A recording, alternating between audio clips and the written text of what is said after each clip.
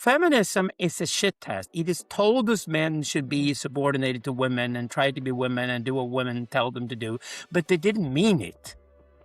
Women don't mean what they say. I'd say the number one thing you need to learn about women. In Sweden today, 90%, 9 out of 10 divorces are initiated by women. And 9 out of 10. Holy shit. 9 out of 10 divorces are initiated by women. Wow. And the women report the same thing every time this happens. This is degrading to men. I'm genuinely excited for this one because I feel like we're not just talking about men today. We're talking about the collapse of old maps and the confusion around masculinity, and maybe even the war between biology and ideology, and the relationship between men and women. And maybe even what kind of human beings are becoming, and especially in the day of AI. But before we go there, I want people to understand who they're sitting with. Who are you and what do you do? Okay, I'm grabbing one of my books here because the one that relates to the topic is this one. It's called Digital Libido, right? And this book came out in 2018, so that's like 8 years ago. It is called Sex, Power, and Violence in the Network Society. And the book was born out of the fact that I was a member of the new men's movement that started around 4 years earlier. Around 2014 is when I got really involved and started doing these men-only events. So I was very fascinated with these topics. Also, 2018 is, of course, when Jordan Peterson exploded and became a global phenomenon. So that's why I think we connect with these questions. So I'll talk from that position as a philosopher of men and women. Let's put it that way. So I'm going to start with my absolute biggest question that I hear no relationship guru talking about. And this is quite frustrating. And I started pondering this question after reading the book Hunt, Gather, Parent, which on the back of the book, it says 99.9% of human existence have never been in the nuclear family setup. So, and then when I heard you, Alexander, on Aubrey Marcus' podcast, which I'm a huge fan of, and if I got this right, you don't live with your woman in the classical way, and yet you're very happy together. That is what I took from that conversation, and that really hit me because I keep wondering if men and women are not broken, like the relationship model is not broken. Maybe we're just living in the wrong environment.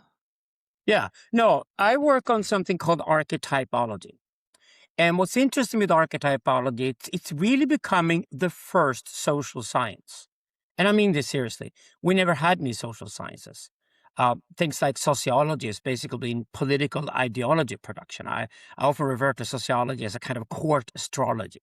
It's like the liberal democratic society's form of court astrology would be sociology. And it's usually leftists who basically, through sociology, tell you what kind of world they would like to live in and how they want to change you according to their ideal in society. So it's basically ideology production because human beings can't really be studied scientifically unless you study behaviors, because behaviors are turned into data. So we can finally now, with data flows and with the internet and with AI, we can finally start doing social sciences in the 21st century. We've never been able to do properly psychology or sociology, or for that matter, anthropology before. I call this data anthropology. I'm very excited about it. I've been involved with that for the last 15 years. I'm a philosopher of data anthropology. I'm not actually an anthropologist, but I can verify, for example, a hypothesis, if I have one, by looking at the data. And what we discovered in this study would help human beings if we developed the proper archetypology.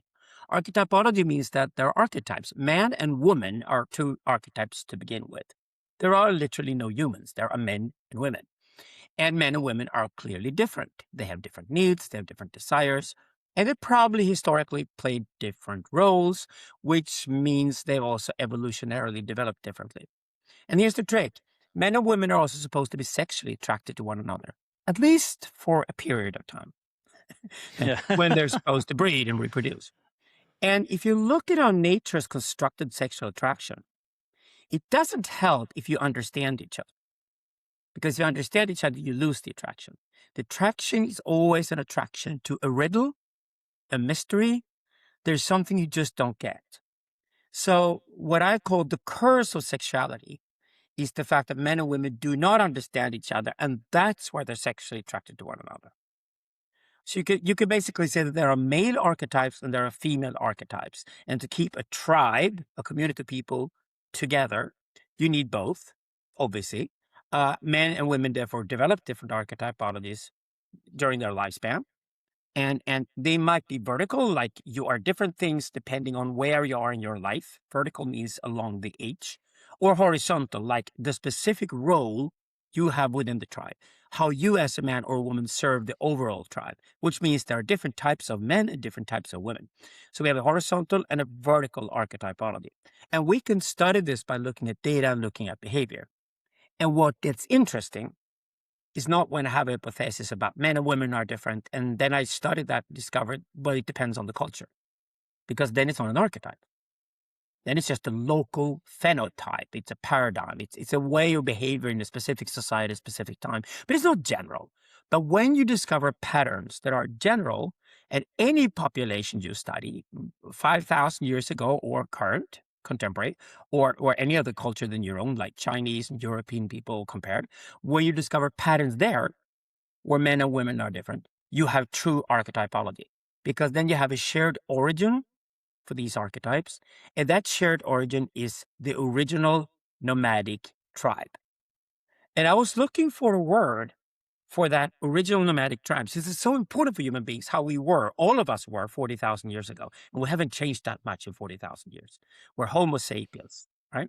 And the Homo sapiens haven't changed that much. What has changed is technology, not human beings. They don't change that much at all. We all have the ambition to breed with better people than our parents were, but we breed with people who are worse than our parents. And then we make a woman pregnant we should never have children with, and she has children anyway. So we're terrible at breeding. We're really bad at that.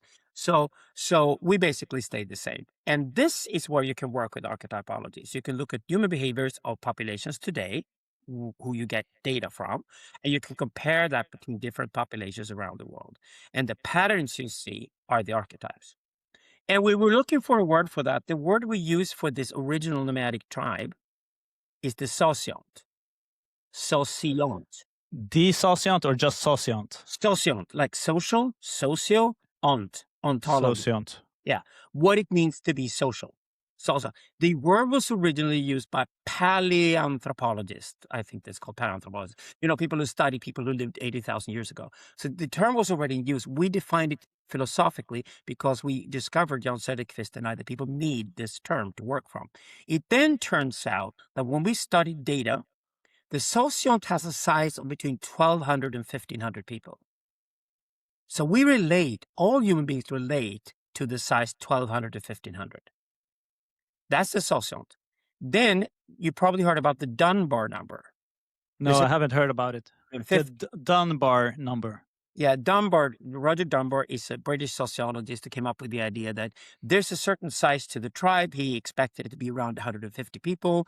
It turns out the Dunbar number is exactly 157, but that's the size of the clan. And the clan is even stronger loyalty and often family loyalty as well, and it's within the sociant. But the sociant is the ulterior, it's exterior. It's a larger community we're loyal to, and then the clan is a smaller one. And family, which is the third unit, which is even smaller than the clan, is about 40 people. We did not see any traces anywhere of any nuclear family, which is your point. We didn't see any trace of any man meets woman, they're happy together ever after, live in a house together. I've studied a lot of tribes around the world. I've been to Papua, I've been to Africa, I've been to the Amazonas. Never seen nuclear families anywhere. So the question is, when was a nuclear family invented? And it turns out it was invented by a Prussian bureaucrat in Prussia. A Prussian bureaucrat in the 1810s. And it was not to make men and women happy. It was because he wanted to crush the villages in Northern Europe and turn them into tiny little farms, because he figured out that that'd be more productive for farming. And then it could release a lot of labor from the countryside who would leave the villages and move to towns so they could work in factories. So it's a simple calculation. How do we just empower the factories that we're building now in Germany or Prussia, so we can have more people working in the factories, in the towns, and live in the towns, and we can have fewer people in the countryside and still produce more food than we used to. And of course, that turned out to be correct. The countryside of Europe and eventually North America and eventually Japan became far more productive with fewer people and more tools and more technologies. More people moved to the cities and became urbanites and it started working in factories and the overall production exploded. And we saw the biggest economic growth we've ever seen. So the Prussian bureaucrat was right. But please remember, he was not your favorite psychologist and never considered happiness.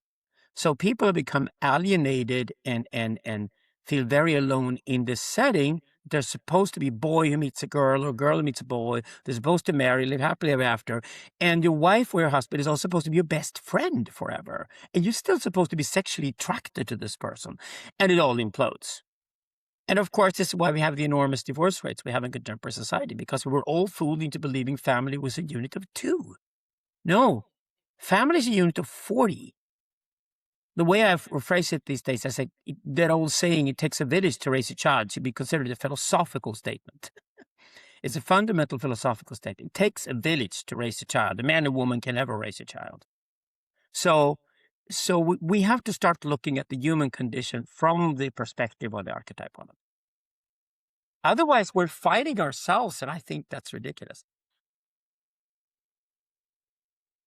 So can you, like, I 100% agree with this. And so how do we take that in? What do we do with that information? Well, So I'm curious about what I yeah. heard on RB Marcus' podcast about how you went about it. And I've been thinking about this for over 8 years, and my wife is sick and tired of me screaming and shouting about that we need to live in a freaking community because this is so overwhelming with trying to make everything happen and raising 2 kids, and nobody is enough, neither for each other in the relationship and neither for our kids. And when do we experience the best time? Yes, in the summertime, where we're in this local northern village here in Sundsvall, where we share the responsibilities with our neighbors, with our friends, and with our extended family, when we're all gathered, where we Yeah. are exactly around 40 people, like during the Swedish midsummer. Yeah. So Or you say you're a businessman and you get married and you don't see your wife that often because you're traveling 200 days a year. Suddenly the divorce rate falls. I mean, really, the current storytelling says that if you're not together with your wife, she will divorce you, when it's actually the other way around. If you spend less time with your wife, your marriage lasts better. Obviously, that we have the data to prove these things. I'm not saying this out of nowhere. I was kind of shocked myself to discover that so many of the old prejudice about men and women, turned out to be correct. But I don't work with women or men being superior or inferior to one another. I work from the perspective of equality, because we know also that in the Sassyant, the original nomadic tribe, men and women were equal. The idea that men are superior to women arrived with agriculture. It never existed in nomadic tribe. I don't see any tribes that survive anywhere in the world if men and women aren't equal. So we can say that men and women are equal, but they're not the same. And we're just being cruel to each other by forcing women to behave like men, and we're being cruel to men by forcing men to behave like women. So let's start from there, and then start looking at men and women separately. And you're absolutely correct. It doesn't matter if you're an introvert or an extrovert. You would think that introverts want less people around themselves, and extroverts prefer to be more social. But when it comes to the sociant, the size of the crowd you're loyal to, it turns out introverts and extroverts have the same concept and the same size of that concept. 1,200 or 1,500 basically depends on whether you count the elderly or not. So if you count the grandmothers and the grandfathers, you get to 1,500. If you don't, you count 1,200. But that's the size of the people you are responsible towards, feel responsible towards, as a man or a woman. And historically, women have risked their lives for the sociant at childbirth, because women have until recently died when they give birth to children in huge numbers. And men have risked their lives until recently on the battlefield. They fought as warriors or even hunters and got killed constantly. So we were killed constantly when we were nomadic. It was only natural that people died young. And if they died in honor of the sociant. So the point is that there's something bigger than you. People who are looking in spirituality for something. I want something bigger than me. Well, it's not going to be your wife in your marriage. It's going to be the sociant. It has to be that size for you to be committed to something which is bigger than yourself. And that bigger than yourself is that science. And here's the funny thing with religion. The card religion has played really well is that in religion, you always assume that if you go towards a size of 1200 to 1500, which is the congregation of religion, you get a very strong sense of belonging. So churches, mosques, synagogues, sanghas in Buddhism. I'm a Zoroastrian myself. We have the Anjuman. You always have a community, a religious community, which is exactly the size of the social, because then people are really loyal to it. How do we translate that into something that could be practical for anyone listening? Because I know a lot of families that have come to me and try to create communities, or they are seeking to create community. They want to live that life. They understand what we've just talked about. So how have you seen any example of this working out in today's society? And what's the way for us to is that even the right idea? Is this the right question? How do we Well, this go another, more another towards difference. There's another living in difference. a tribe? Okay, so please There's share. another difference between men and women. Please remember this one thing. For evolution to work, and you must be very successful evolutionarily, all of us who are alive today are winners evolutionarily. True. And which is a good starting point to do spiritual work.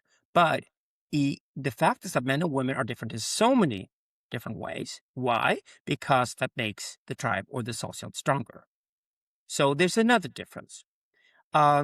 Surprisingly, my answer to your question, which is the winning formula in contemporary society, where do the divorce rates suddenly fall and marriages last longer? Suburbs. Villas, suburbs and villas. Sweden is full of them. As soon as Sweden got wealthy, we were all like, each family should live in their own house. And preferably you had your grandparents living nearby or something like that so they can babysit. It's definitely better for your marriage if your grandparents come by and babysit occasionally. So the question is, why the suburbs worked as well as they did?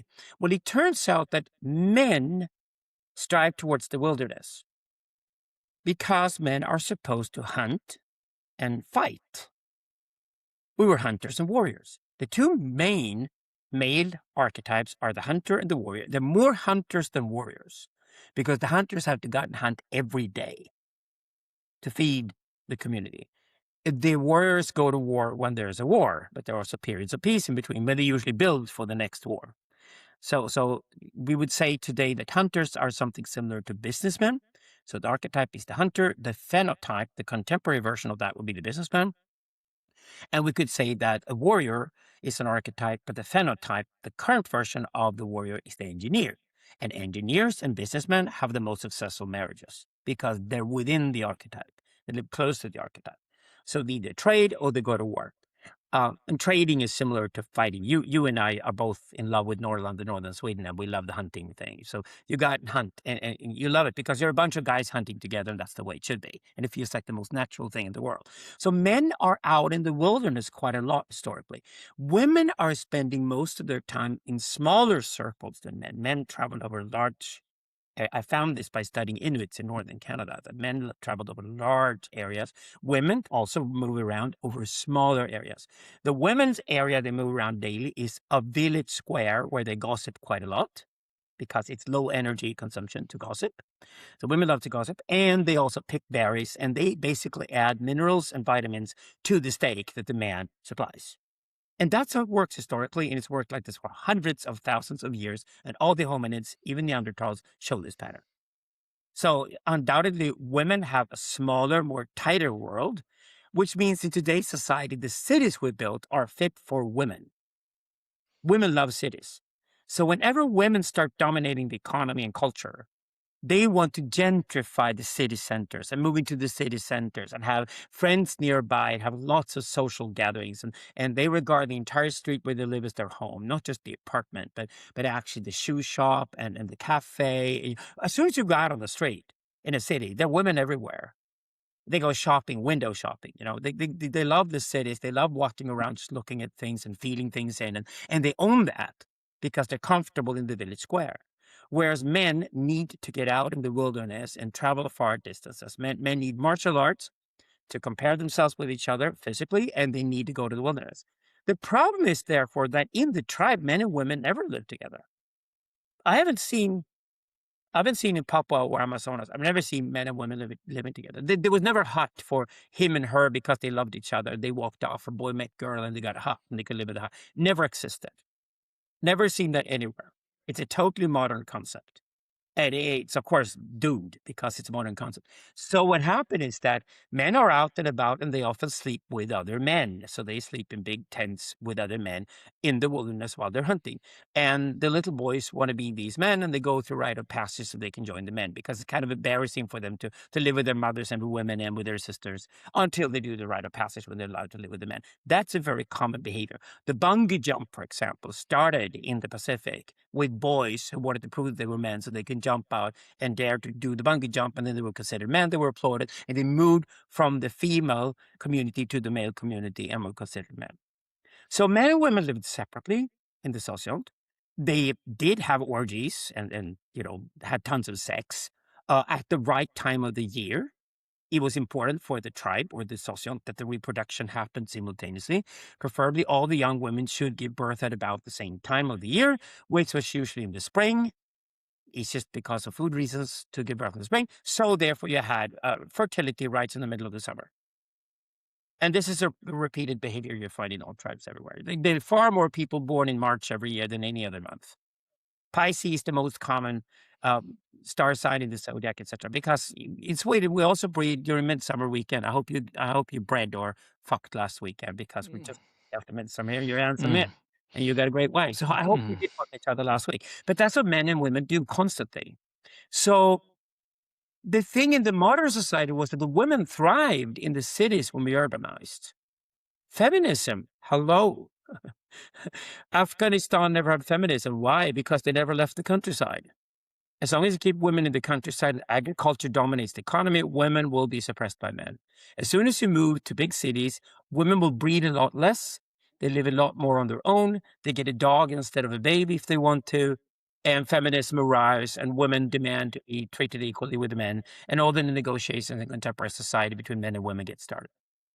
So the compromise, and this is a genius innovation in America in the 1950s, was that after the Second World War, when a lot of women had jobs and didn't want to go back to their homes, was to create the suburbs. And the suburbs are clearly a compromise. You have the shopping center for her, so she still can hang out with her friends and gossip all day long if she wants to. And you still have the distance between the houses and a few trees in between, so it looks like the savannah. So the men feel comfortable. So the men can feel that this is my house, and this is my woman, and these are my children. This is my family. My best friend lives next door in his house, right? So the suburbs worked reasonably well. But in contemporary society, if you move to the wild countryside with your woman, she will get very frustrated and hate it because it's not social enough for her, and she want to move back to the city.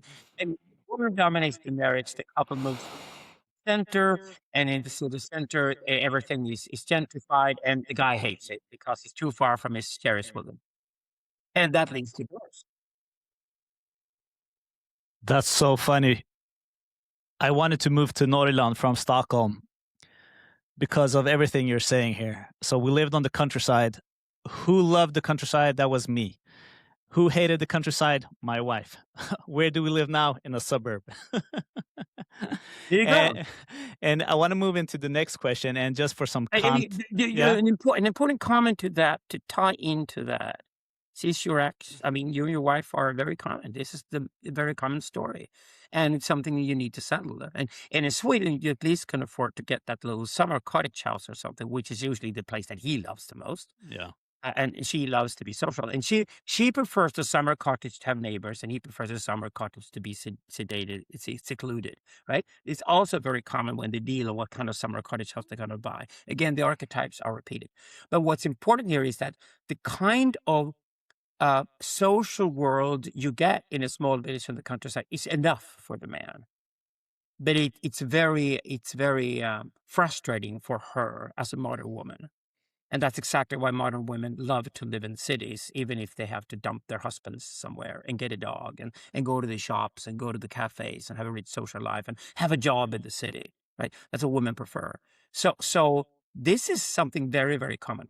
We see this pattern constantly, and we can help people by at least to start with realize that men and women have different desires here. They're very different. And the way how we prove this theory is what's interesting. That's why you love minorities when you become an anthropologist. You prove it by looking at lesbians and gay men. They're the reversed version. Gay men love the cities. Lesbians love to live in the wilderness. When lesbians get together, they dream about getting a house in the countryside with a girlfriend to go to the countryside. And when gay men get together, for a brief few weeks before they start fucking anything else, as gay men do, they want to live in the city and they want to have a highly social life. And that's why gay men work in environments that are full of straight women to serve them. And that's why lesbian women are great when you go hunting in northern Sweden. If any woman comes out with a bigger bazooka than you have and shoots the moose before you do, she's bound to be a local lesbian. And that proves the theory. Because lesbians and gay men are go-betweens between men and women, because men and women, straight men and women, do not understand each other. That's why they're sexually attracted. So lesbians and gay men have developed, in a highly social being like human beings, to be go-betweens between men and women. That's exactly why all populations in the world have exactly the same number of gay people. It's exactly 4% everywhere, in any population you study. So there you go. That proves the theory. Yeah, I'm filtering like everything you're saying through my own experience, and what spikes my curiosity, and I never heard anybody ask about this. I haven't seen a video about this before. Why do you become a lesbian?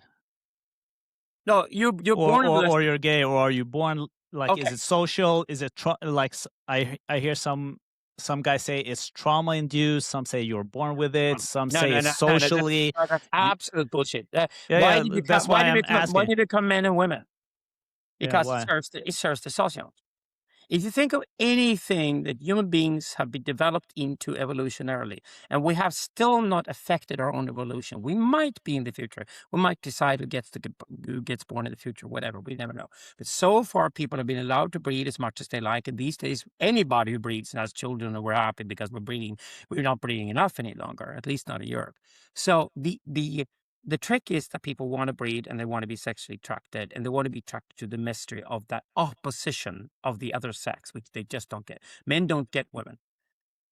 I've studied women my entire life, and I'm like thrilled at understanding women better than other men do, but I don't understand women fully. Women still surprise me. I'm cursed. Like all heterosexual men, I'm cursed. Raising my hand. Okay, so the reason homosexuality exists among all flock animals, we haven't seen it, for example, among polar bears, because polar bears are solitary animals. They live on their own. But any flock animal homosexuality starts appearing after a while because it simply serves the survival of the overall community. There's no selfish gene, there's a selfish tribe. Okay, so the point is that whatever serves the socion's interest, for the socion as a whole to survive, because either a tribe was killed by another tribe or the whole tribe survived and expanded and even got bigger until it sort of decoupled and became two tribes. That's historically how socions were developed. So whatever serves the socion, if you discover, for example, that being gay is equally common in all populations, then you're definitely born gay.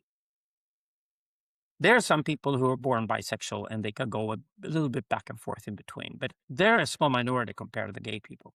So the gay people are clearly sexually attracted to their own sex. They find their own sex exotic enough to be attracted to. Again, you can only be attracted to something which is different from you. So there's a difference between you and other people of your own sex. You stay with your own sex as sexual attraction, and therefore the other sex becomes nothing but a social sex to you. Lesbians regard straight men as great friends, great pals, but not sexually attractive at all. They don't even have any sexual response from them. There's just no sexual connection. So if you're going to want to go into a relationship of two friends who really are friends and don't compete for sexuality, are not attracted to each other, find a straight man and a lesbian. Or a gay man and a woman.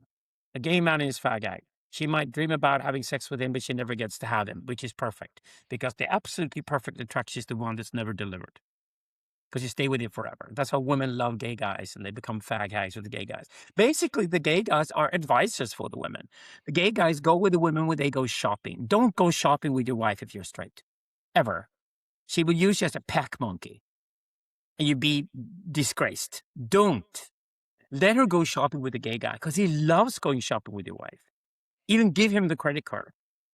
And he'll go shopping with her and say, "Oh, you should wear that dress, and you should wear that top, you should wear this and this big, because you get fucked by this straight man with this big dick, and always and because you're a fucking woman with tits and pussy, and I don't have tits and pussy. So no, I'll tell you wear this because I tits and pussy.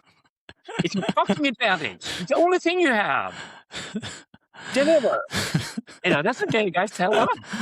It's called the fashion industry. Yeah, It's built on it. I think I have a little gay in me because I used to love shopping and clothes and work with it for a long period of You're time. Swedish. I'm sweet. Yeah. Swedish straight men are so fucking Yeah. metrosexual. It's unbelievable. Yeah, I heard that about myself as well. So Yeah, I work with this young girl who threw out her Swedish boyfriend last week and replaced him with a boyfriend from Syria. And I asked her why. She said the sex was tons better. go Syria. Yeah, go Syria. Yeah, no, So- but there are always exceptions to rules. Listen, this is anthropology. We're studying huge populations. We're studying millions of people to see these patterns. Nobody is individually on their own tied to these patterns, but the exceptions are surprisingly rare. There are gay men who just happen to like to have sex with the men, and they are like any other straight man, and they have straight male friends, and they don't know why they're gay, but they're very rare in the gay community. And there are straight men who love to put clothes on women, and not just for sexual reasons, but apparently because they love to put clothes on women. They're rare, very rare. So in general, these patterns are correct. And that means there are patterns that identify men and women as different. And we use the gay and lesbian populations to prove the theory. Because if this is correct, then there should be an explanation that gays and lesbians have a role to play in the society, and their behavior is matching the other two. So a lesbian woman can walk into the room and completely ignore that the room is full of men and sexual energy. She just ignores that because there's no sexual energy for her in the room. And that makes her powerful towards men. So if a woman is going to make a career and be successful among men, she should preferably not care about them at all sexually and ignore them, meaning they can't do anything. And the same thing goes for gay men. Gay men thrown into a group of women usually become very socially successful with the women. And they become hairdressers / therapists and charge a lot of money for it. Be prepared to pay. So as a straight man, you have to pay, You have to give your wife a credit card when she goes see the gay guy. And the gay guy makes tons of money because of it. That's how he makes a career. But he takes care of a lot of the babbling and the gossiping and the shit and the shopping and the shit you shouldn't do as a straight man because you're simply not born to do any of that shit. So it works. And for the women, they can be sexually attracted to gay men as much as they like or play around with the idea. That's why they love K-pop stars who look gay, although they're not. But at the end of the day, the gay men are not going to sleep with the women. So there is no sexual energy in the room because it's one-sided. When you put straight men and straight women into the same room, you get tons of sexual energy in the room. And the irony is that we've created a contemporary society where just about every milieu we walk into, any workplace, any social place, is packed with the sexual energy where men and women are constantly frustrated. Women have to spend a whole hour every morning fixing their hair, putting the makeup on, putting on high heels, because it's going to be an environment competing with other women for men's attention. Whether she likes it or not, that's how any modern workplace looks. And that's incredibly frustrating for people. And this is why when you work spiritually with men, which I've done for the last 12 years, I've learned that you can't have a single woman in the room. I have this one rule when I work with men spiritually. If there's any woman close to us over the next 4 days, she has to be at least 70 years old and weigh a ton. Otherwise, we can't have a woman here, because if a sexually attractive woman enters the room, you will behave like silly little boys and become rivals in 2 seconds, and the whole work is destroyed. So with spiritual work, you separate men and women. And this is the reason why in all spiritual traditions, you separate men and women in spiritual work, because you can't work with people spiritually if you mix the two genders in the same room. Because if you mix the two sexes in the same room, the sexual energy will take over the whole space. Men and women are meant to be separate, to stay sexually attracted to each other. But in contemporary society, we all believe that I have male friends my entire life until I meet that specific girl who's supposed to be the love of my life. And then she's going to be not only my wife and the thing I want to fuck all the time, but she's going to be the mother of my children and my best friend forever. That's just asking for too much. And that's why 90% of marriages fail. preaching to the choir. So we're in June right now, and it's been Men's Mental Health Month. I don't know if we have that in Sweden, but my feeds are flushing with that type of content.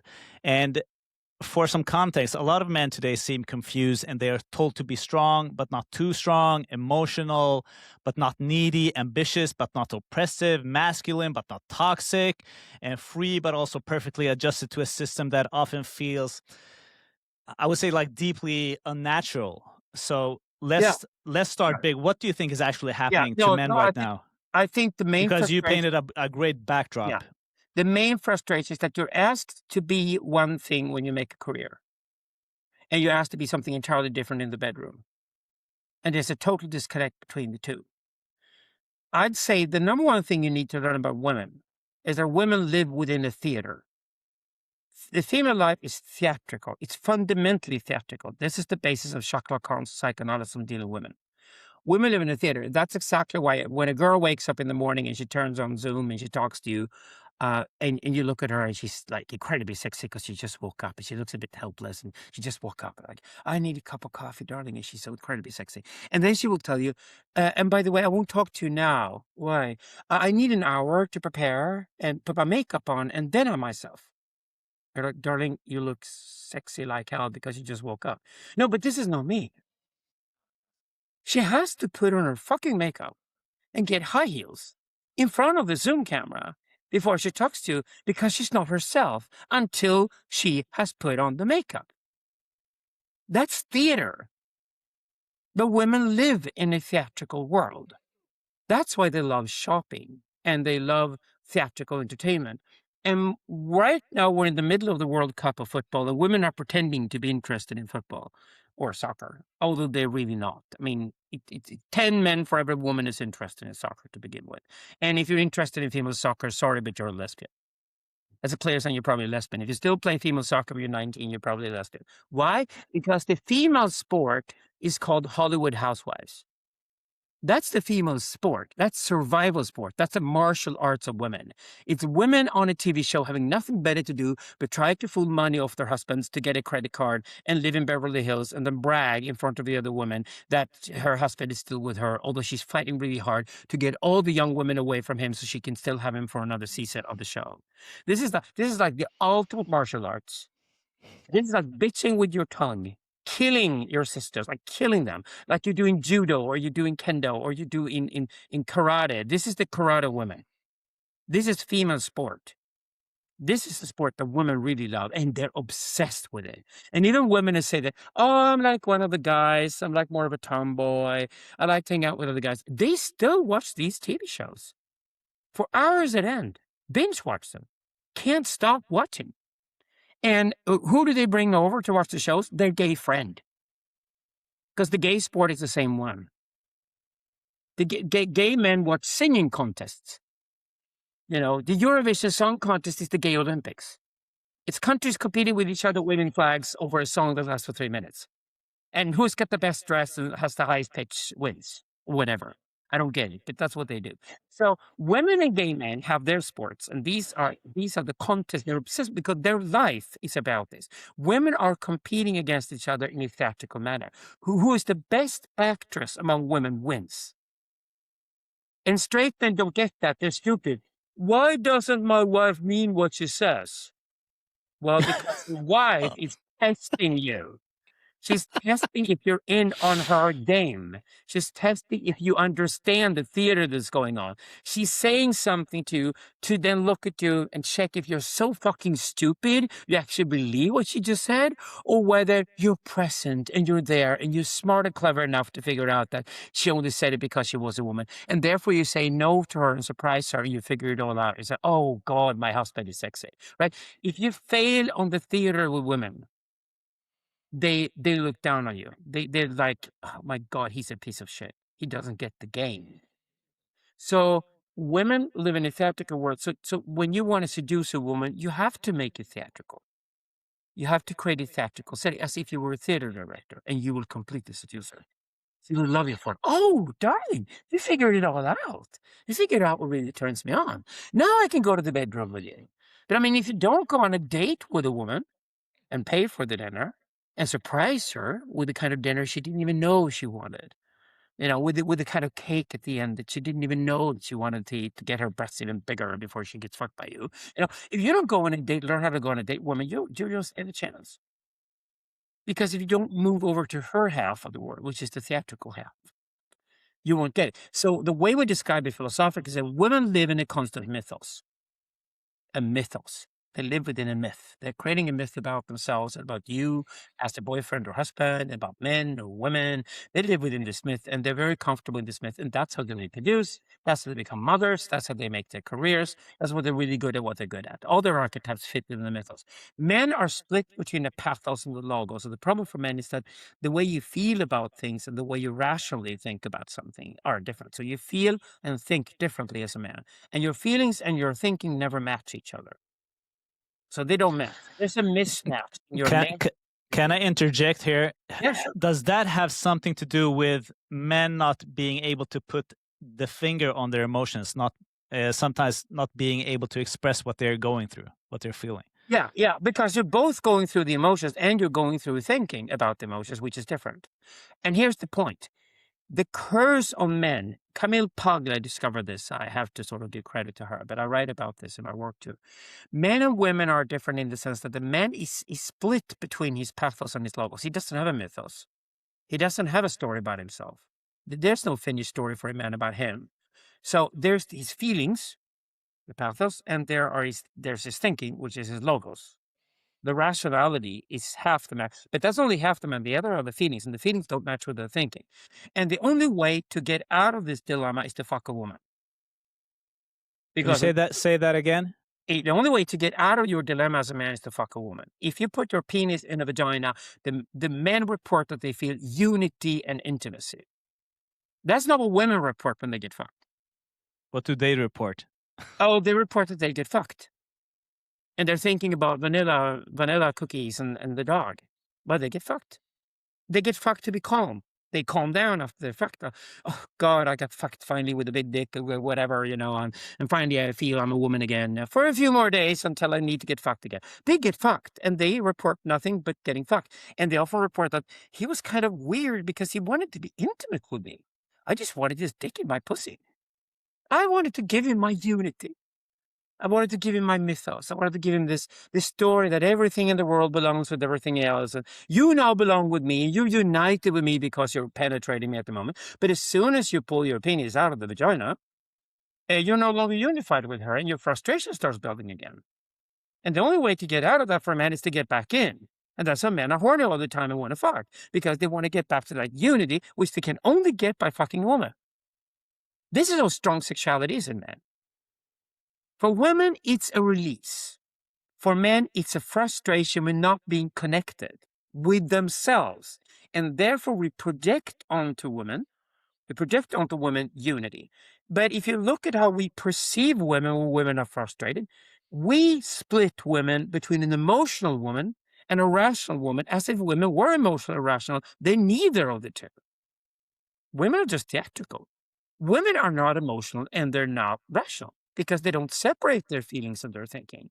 Their feelings and their thinking are in a bind all the time. That's how women find it hard to separate fact and fiction. A woman can tell a story and then say it's her truth. And as a man just can, but it's true, but it happened or not. Oh, it doesn't matter. It's my truth. Because women live in a theatrical world because it benefits their survival. So the man is separated. And this is why men project onto women the Madonna versus whore complex. And women hate that. They play with it. They use it. They milk you for money to fill up their credit card accounts. They find you incredibly stupid that you're separate women and Madonnas and whores because the emotional side of you wants the whore. The rational side of you wants the Madonna. If you ask a man to describe his dream woman, he will describe a Madonna to be his future wife and breed his children and all that. And then you just ask him, well, would that be really sexual? No. I say to jerk off to porn stars all day long while my wife is just breeding the kids and taking care of the family. Yeah, so you separate Madonna and whore? Yeah, don't we all men? Yeah, men do, but women don't like that. That's exactly why they get upset when you sit and jerk off to another woman's tits on a porn movie because she's more Madonna-like than your wife is. But it's totally a mistake on the male side to try to separate Madonna and whore. And I know you and your wife have gone into Tantra, but the first thing you learn as a man when you learn Tantric sex, which most men should learn because you become a much better lover to your wife if you fuck her for 6 hours rather than 6 minutes, and you will learn how to do Tantrically. But the first thing men learn about Tantra is that don't do the Madonna whore split because every woman you meet is both Madonna and whore. Allow her to be both Madonna and whore, and she will love you for real because she'll feel like a whole woman. The whore is what you fuck. The Madonna is the woman you live with and respect as your equal partner in life, who you run a fucking corporation with called a family. Now, if you allow her to be both Madonna and whore, your marriage will last. And women who want men to go with them to tantric courses to finally teach their husbands or their lovers to be really good lovers, really what they really mean is to get him out of the Madonna whore thing and apply both on her without her having to tell him. Could you please just figure out that I'm a whore in bed and I'm Madonna during the daytime? And I like to be both. I like to be respected as an equal who runs the family together with him, which is the Madonna, but I also like to just be a real slut in bed and suck his dick and get fucked really hard for 6 hours. Oh, could you just finally understand that I like to get fucked? Get the intimacy out of the door. I don't need that. I just want to get fucked. That's what women say. So in the tantric world, you discover that women even like to get gangbanged. They have all kinds of sexual fantasies they want to have fulfilled because they want to love their husband as a husband who doesn't separate Madonna and whore, because that's his problem. The separation of the logos and the pathos in men fascinates women. Women talk about men like, oh, he fascinates me. He has such a struggle inside of him. His brain is fighting with him, with himself every day. He can't unite his feelings. They're so strong. He can't unite his thinking. His excellent thinking. He can build a whole fucking house from scratch. He knows exactly how to build a house. You know, he knows exactly how to do these amazing rational things. He's an engineer. It's like he's got a map in his head. He just builds these amazing things for me. He's so rational. And he argues with the men. He wins the argumentations because he's rational. He kills the irrational arguments. He's a wonderful man. I'm so proud of my husband. And he's a great lover in bed. When he completely loses his rationality, stops thinking and just acts spontaneously, intuitive, those feelings. And he's like, fucking me, right? So men are split, and women always say that they're fascinated. They want to help the man because he's split, but inside of him feels so distressing. And of course, that's what women do. The little bitches, that's exactly what they do when you fuck them. You feel just for once, you feel united with her, and you feel that you are united with yourself. And that's the curse of sexuality. Do you feel that there's any other layers of confusion around men and masculinity? Is there something that we as men misunderstand about ourselves? Oh, yeah. The sort of blending of men and women have forced women to be more masculine than they want to be and forced men to be more effeminate than they want to be. It's a curse in all Western culture. It has a de-sexualizing effect. We breed less. We have fewer marriages. Divorces have gone up, skyrocketed, and we breed and have fewer children. And the whole thing of man and woman living together and try to make an effort and living in a larger family is just completely out the window. So there are many things we need to rediscover. This is why I'm a defender of archetypology, and the women I work with, even female philosophers and anthropologists who work with women spiritually, agree with me strongly. I also work with only women in the room, no men around. They desexualize the space so women can let their hair out, take the makeup off, get rid of the high heel shoes, and just be themselves with their sisters. And then they teach them sisterhood to get out of the rivalry and teach them sisterhood. So the number one thing for men today: get more and better friends of your own sex. Stop worrying about women and stop seeing other men as rivals for women's attention. That is immature. It's totally unsexy. Women hate you for it. Just think of what it's like for a woman to see you walk into a bar on a Friday night. Do you think women are attracted by men who walk alone into the bar on Friday night and stare at women and are desperate? No. You're too good looking, Morgan, to ever make that mistake. A lot of men do. Losers. Nobody fucks Marlboro Man. Nobody fucks the loner. He's scary or just a big turnoff. Women love men in groups. Women love K-pop bands. There are 4 or 5 men who go out together, spend time together, work together, live together, have fun together, and respect each other. And they prefer the men to go into the bar in that group, the K-pop band, and stay focused on each other for at least a couple hours and do nothing but get the drinks in and get a few snacks in and talk and talk and talk and have tons of fun. And maybe after a few drinks, a couple hours later, they might turn around and start looking around the rest of the room and discover there's a group of women in the room. And then the flirting starts, and the women are incredibly aroused. Their tits are like, boo! Wow, we got a K-pop band in the room. And I'm going to be the homecoming queen and the most beautiful of the women because I want the most handsome of the men. And I want the most handsome of the men is the man that all the other men give attention to because he's the leader of the male group. That's the guy I want because he's the top of the. So I become top of the status hierarchy among women because women take their status hierarchy from men. They expect the men to deliver hierarchy. Therefore, status starts with the man. That's why in every culture you get the man's last name, Mr. something, and she's Mrs.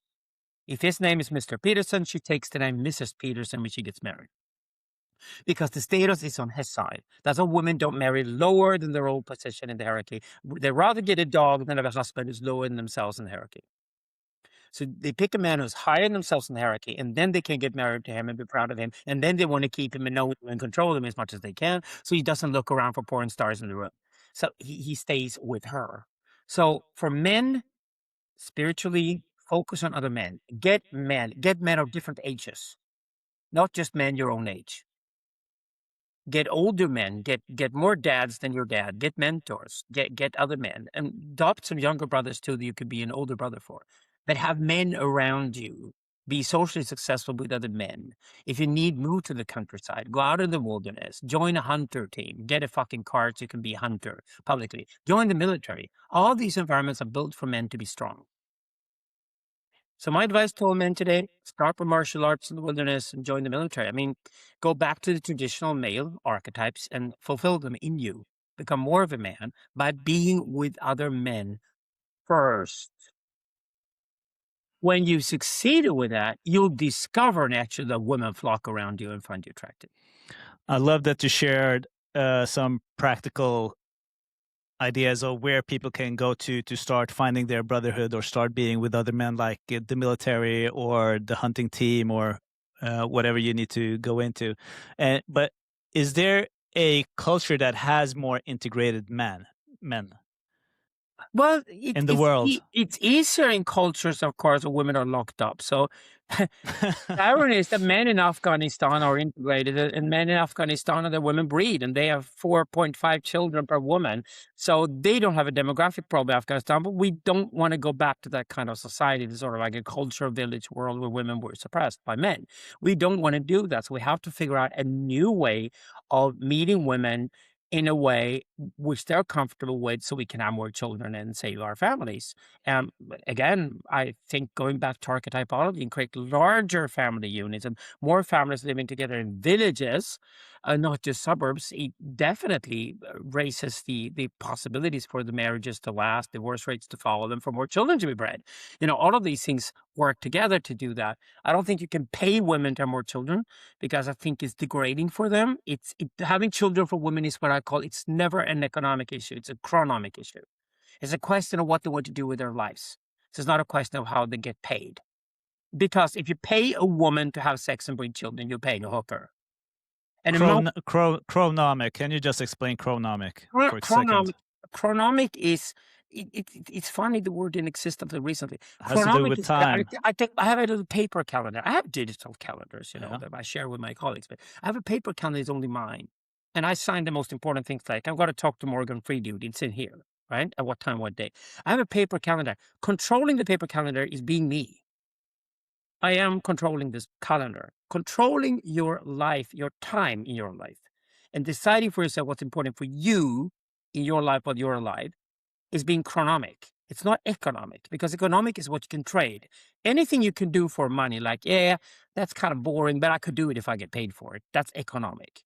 But if you say, no, I don't want to do that because it's not a priority for me, because I've decided that until the day I die, I'm going to focus on this and this and this. like fulfilling my own archetype. That's a chronomic, not an economic issue. And chronomic is way deeper than economic. And for people who can afford it, for the Elon Musks of this world who made tons of fuck off money, can say fuck off to anything they don't want to do anymore, their lives are 100% chronomic. They're chronomical. They're never economical about any priorities they have in their lives. They're chronomical about it. So this is and having children, raising a family is a chronomic and not an economic issue. You can't pay people to raise kids or to breed kids, maybe to raise them and not to breed them.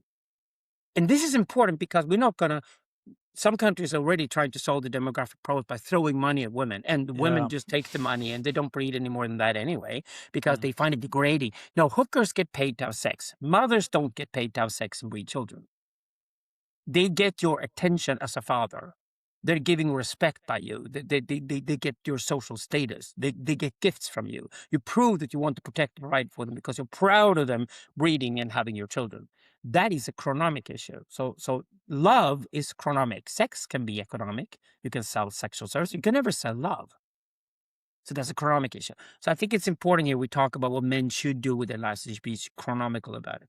I think that finding your brothers and creating that band of brothers is the most important thing for men today. The man who is alone will turn his girlfriend into his only friend, and she will leave him very soon. In Sweden today, 90%, 9 out of 10 divorces are initiated by women.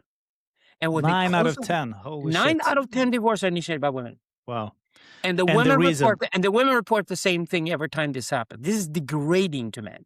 But the women are reporting the same thing when they leave their husbands. He got boring. He sat at home waiting for me to come home. He didn't have any friends. Didn't even go to the soccer game anymore. He didn't call his friends. He didn't have a rich social life. He didn't say no to anything I said. Whenever I said, well, maybe tomorrow we should go for a picnic, he would say yes to anything I suggested because he just wanted me constantly. And I got sick of it. He's like, a baby can be dependent on me as a mother. The first year is complete codependency, but not a husband. He's a fucking man. Where is his life? Where are his friends? Where are his dreams? Man should be expansive. The man should come home to the woman and tell her about his dreams, about expanding the family, expanding himself, growing, expanding the territory. I'm going to fight the fucking enemy and kill him and take over his property, and then we can have both these properties in a bigger place because you deserve that, darling. Oh, really? Do I? Yeah, okay. A man who makes an effort. Wow, women love that. So it's not about finding out what women want, because that's the wrong. You have to find out what you want and need as a man and get that. And that's what women love about you.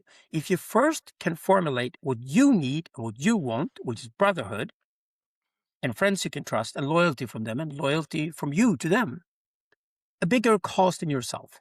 What do men do in the society to serve the society? How do they protect and provide for the society? Well, they have careers. They work. They travel. They meet other men. They learn to know other cultures. They're out in the world. They're out in the wilderness hunting. They go to war if they have to, but they also trade with foreigners and strangers. That's what men do. And men impress other men who applaud them for being great men. And those are the men who all the women want to marry. That's the trick you need to find. You don't ever speculate what women want from you. They only want your dick anyway. No, they do. They just don't say that ever.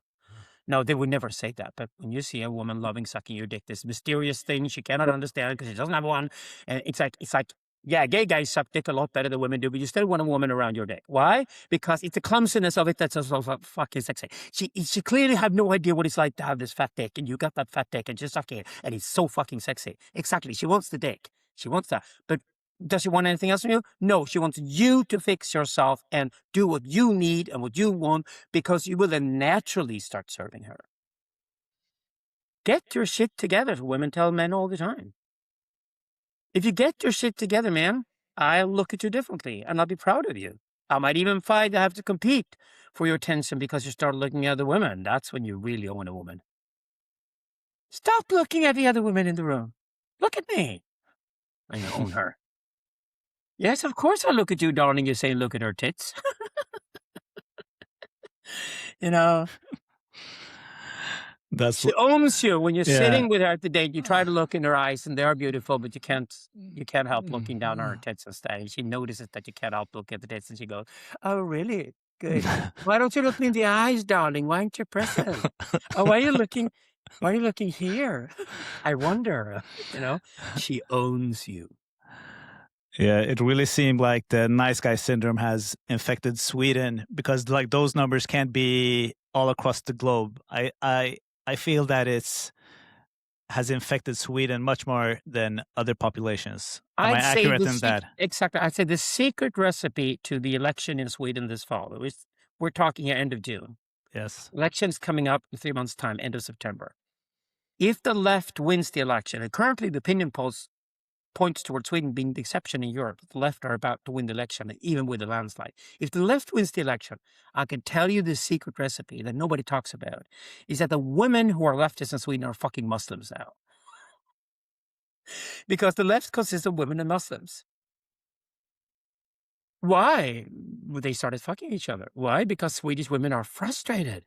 Because Swedish men are terrible in bed. Obviously not you, Morgan, and obviously not me, Alexander, but the rest of us out there. Really not that good. Like that young girl told me the other day, she dropped her Swedish boyfriend and got a Syrian boyfriend. I'm like, well, why a Syrian? And she said, oh, just much better in bed. Much more of a man.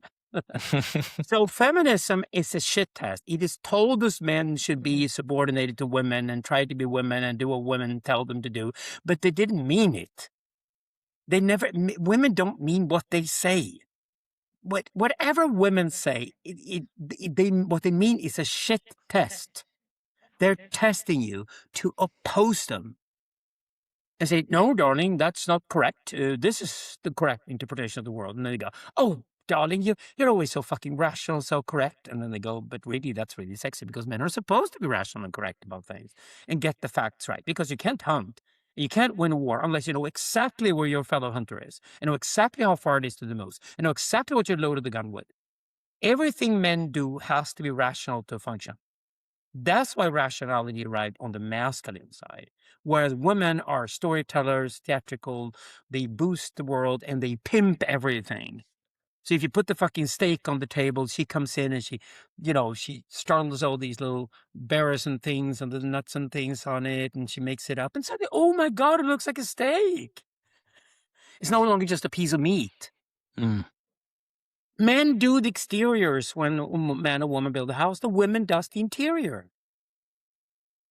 The woman sits down with her girlfriends and the gay guys in the kitchen and decides what the interior gonna look like.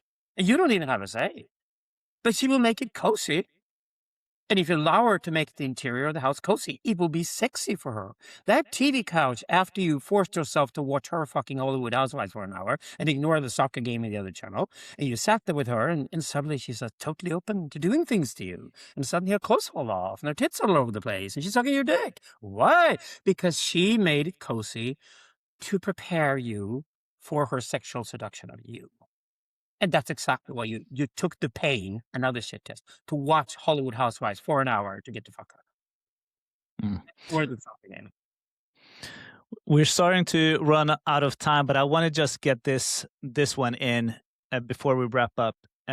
So modern culture often tells men to get rid of our aggression and get rid of your dominance, get rid of your so-called darkness, especially in spiritual circles.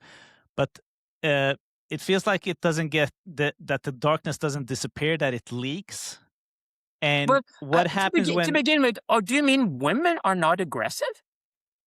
Women are equally aggressive men. They're just passive aggressive.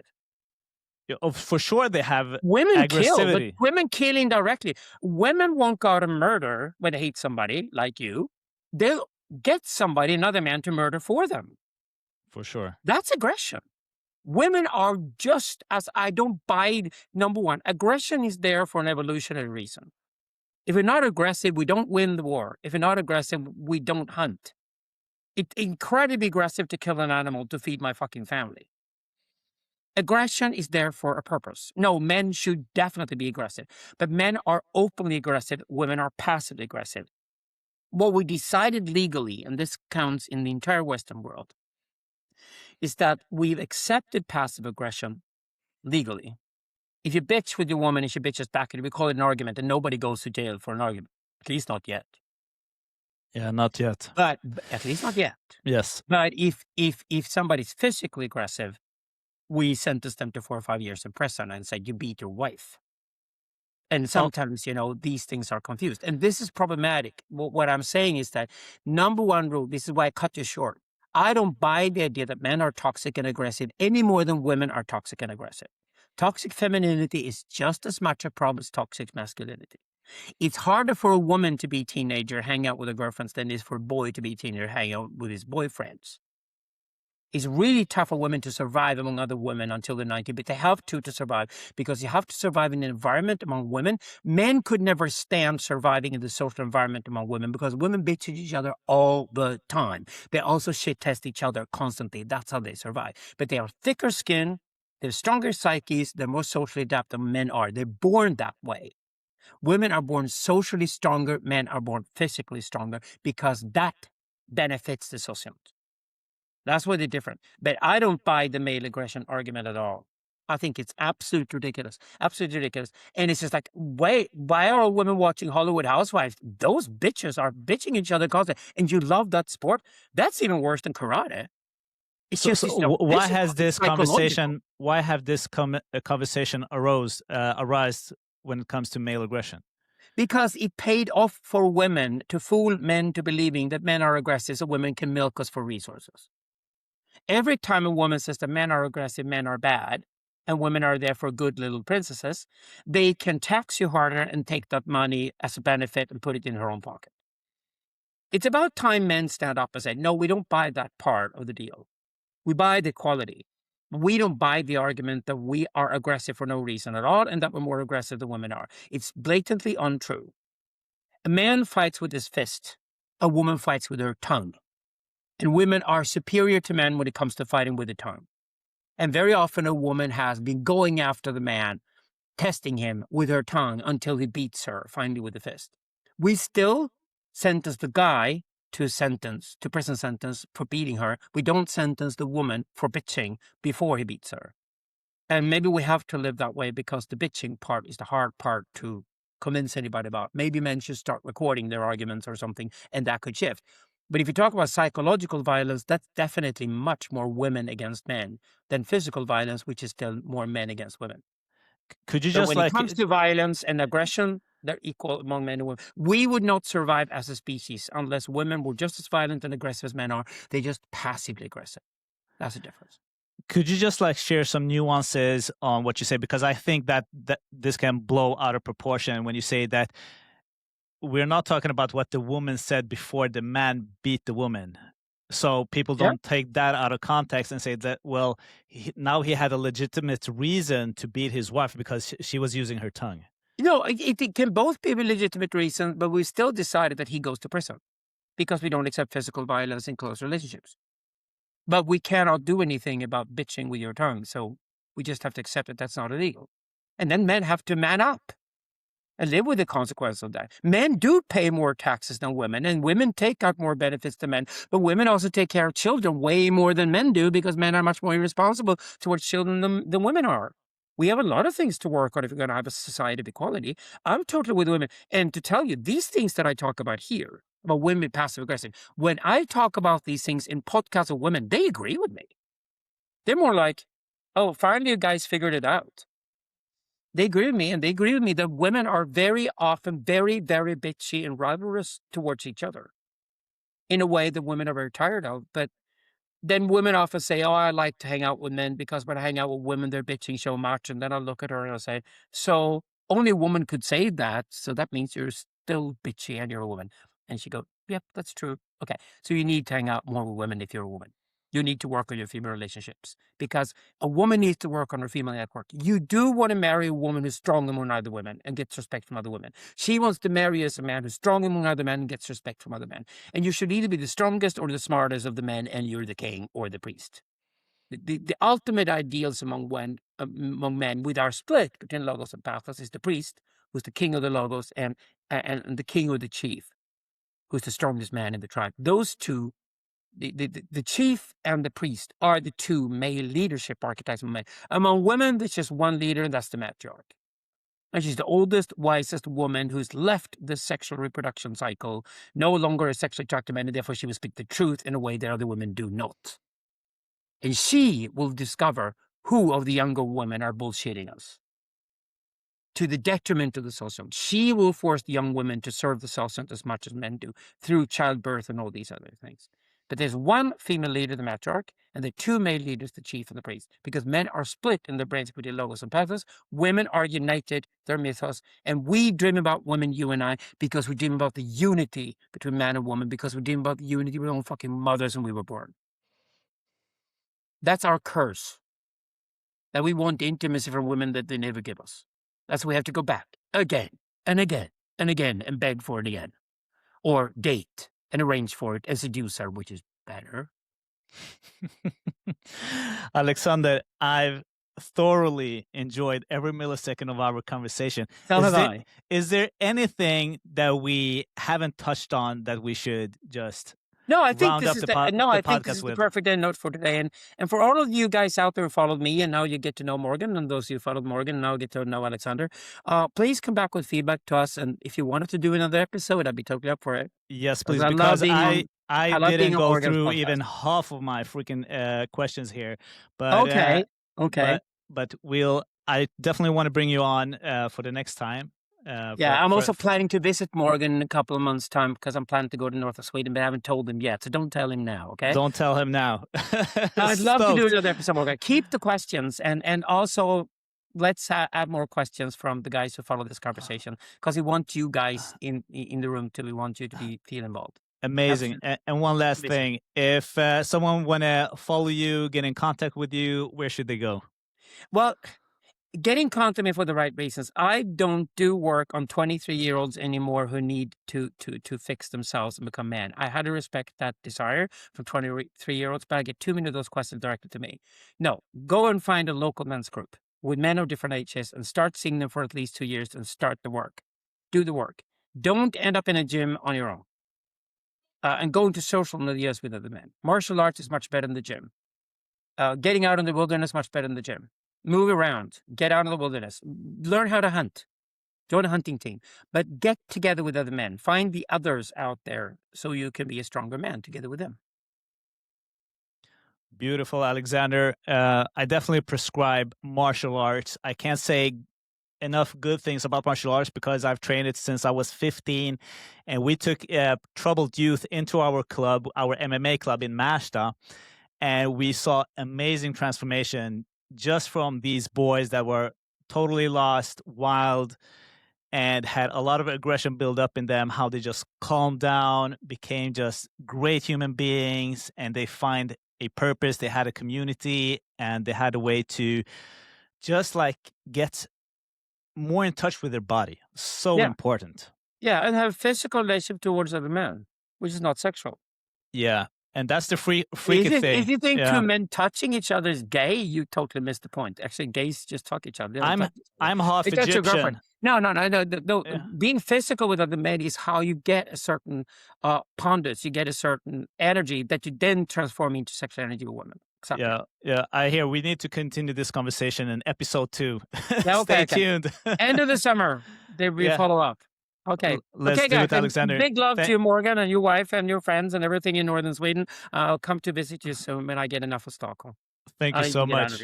Big love. Beautiful.